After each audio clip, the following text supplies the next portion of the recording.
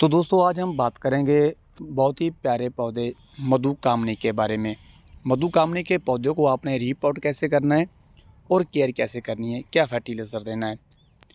तो मैंने 3 से 4 पौधे हैं जिन्हें अपने पास मैंने बोनसाई ट्रे में लगाया है। आप इसे बोनसाई ट्रे में भी लगा सकते हैं, इस पौधे को आप पॉट में भी लगा सकते हैं। पॉट का जो साइज़ है वो 8 से 10 इंच का होना चाहिए इस पौधे के लिए। और दोस्तों जो मधुकामनी है इसमें आपको 2 से 3 वैराइटीज़ हैं जो ज़्यादातर नर्सरी में देखने को मिलती हैं। जैसे टेबल कामनी होती है जिसकी बिल्कुल छोटी-छोटी पत्तियाँ रहती हैं जो एक बोनसाई की शेप में होती है, जो कि आप अपने घर में लगा सकते हैं, पॉट में लगी हुई बहुत ही अच्छी लगती है। और दूसरा जो मधुकामनी का पौधा होता है जो बिल्कुल देसी होता है, जिसे हम मोरैया भी बोलते हैं, जिसे हेज के लिए भी यूज़ किया जाता है और जिसे हम अपने घर में पॉट में भी लगा सकते हैं। तो वो वाला पौधा जो है वो आपको 10 से 15 रुपए की रेंज में किसी भी नर्सरी से मिल जाएगा। और जो ये मधुकामनी का पौधा है ये आपको 100 से 150 की रेंज में मिलेगा। और जो ड्वार्फ जो हम बोल रहे थे कि टेबल कामनी है वो आपको 200 टू 50 की रेंज में मिलेगा। और इस पौधे को वाइट कलर के छोटे छोटे फूल आते हैं जिनकी जो फ्रेगनेंस है बहुत ज़्यादा होती है। और कुछ छोटे-छोटे जो फूल हैं, जो फल हैं, वो भी इस पौधे के ऊपर आते हैं, जिनसे ये पौधा जो है बहुत ही ज़्यादा अट्रैक्टिव लगता है। और इस पौधे को आप बोनसाई की जो शेप है वो दे सकते हैं। तो मैं आपको दिखाने की कोशिश करूँगा कि मेरे इन पौधों के ऊपर जो छोटे-छोटे फूल हैं वो आना स्टार्ट हो चुके हैं। वाइट कलर के फूल आते हैं जिनकी सुगंध बहुत ज़्यादा होती है। तो आप इस पौधे को अपने घर में ज़रूर लगाएँ, अगर अभी तक आपने इस पौधे को नहीं लगाया तो। अब मैं आपको बताऊंगा कि जैसे ही आप नर्सरी से इस पौधे को परचेज़ करते हैं तो आपको ये पौधा पॉलीथीन में मिलता है। तो आपने इस पौधे को जो है वो रीपॉट कैसे करना है, पॉट में कैसे लगाना है। तो दोस्तों मैं इन पौधों को बोनसाई जो मेरे पास ट्रेज़ हैं मैं बोनसाई ट्रेज़ में लगाऊंगा। सबसे पहले आपने क्या करना है कि जिस पॉलीथीन में आपका पौधा लगा हुआ है आपने उस पॉलीथीन को उतारना है। और पॉलीथीन उतारने के समय आपने ध्यान रखना है कि जो आपके पौधे की रूट बॉल है, जो ये गांची है जिसमें आपका पौधा लगा हुआ है, वो बिल्कुल भी टूटनी नहीं चाहिए। अगर वो टूटती है, अगर वो टूट जाती है तो आपके पौधे की जो रूट्स हैं वो बिल्कुल जो है वो ओपन हो जाएंगी, जिससे आपका पौधा जो है वो मुरझाना स्टार्ट हो जाएगा। तो आपने सबसे पहला ध्यान यही रखना है। आपने बिल्कुल भी जो आपके पौधे की रूट बॉल है वो नहीं तोड़नी, बिल्कुल सेफली अपने जो पॉलीथीन है वो निकालनी है और अपने पौधे को पॉट में लगाना है।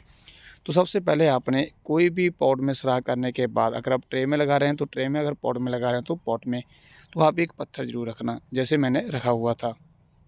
तो उसमें आपने क्या करना है कि अच्छी गार्डनिंग सॉइल लेनी है और अच्छी गार्डनिंग सॉइल मिलानी है।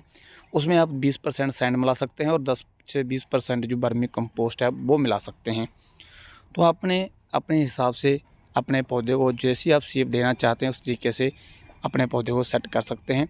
और ऊपर से आप अच्छी गार्डनिंग सॉइल और साथ में जैसे आप देख सकते हैं कि मेरे पास जो वर्मी कंपोस्ट है, तो ऊपर से भी आपने वर्मी कंपोस्ट है जो वो ज़रूर डालनी है। आपके रूट्स को भी मिलनी चाहिए, जो ऊपर वाली रूट्स होती हैं वो रह जाती हैं, उनको भी जो वर्मी कंपोस्ट है जिससे आपके पौधे को काफ़ी न्यूट्रिशंस मिलेंगे वो ज़रूर मिलने चाहिए। तो दोस्तों इसी तरीके से आप अपने पास अपने घर में लाकर खुद वो जो पौधा है वो आप रीपॉट कर सकते हैं। और आगे आपने इस पौधे की केयर कैसे करनी है। तो सबसे पहले आपने क्या करना है कि इस पौधे को आपने उस जगह रखना है जिस जगह पर 1 से 2 घंटे की धूप आती हो, बाकी पूरा दिन छाँव रहती हो। आप ग्रीन नेट के नीचे रख सकते हैं या फिर जो बरांडा वगैरह होता है उसके नीचे भी रख सकते हैं। और आपने दिन में 1 बार पानी देना है।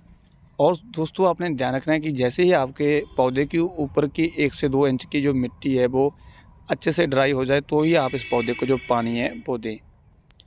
अगर आप ज़्यादा पानी देते हैं तो भी आपके पौधे की जो रूट्स हैं वो ख़राब होना स्टार्ट हो जाएगी, फंगस जो है वो लगना स्टार्ट हो जाएगी।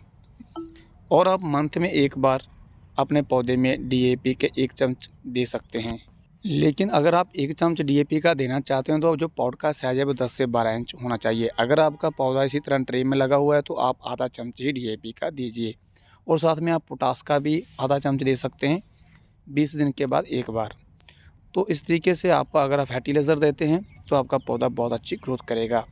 अगर आप नेचुरली जो ऑर्गेनिक फर्टिलाइज़र है वो देना चाहते हैं तो जो आप बनाना के जो छिलके होते हैं वो भी आप इसमें डायरेक्टली हैं जो वो डाल सकते हैं। धीरे धीरे जो छिलके हैं वो गलते रहेंगे और आपके पौधे को जो ताकत है वो मिलती रहेगी। और साथ में वर्मी कंपोस्ट आप 20 दिन के बाद देते रहें।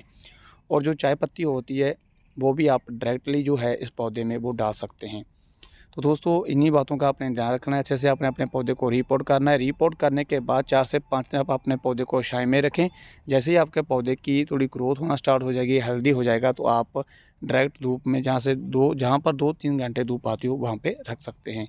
वीडियो अच्छी लगी तो वीडियो को लाइक करना। फिर मिलेंगे किसी न्यू वीडियो के साथ। Bye, take care, happy gardening.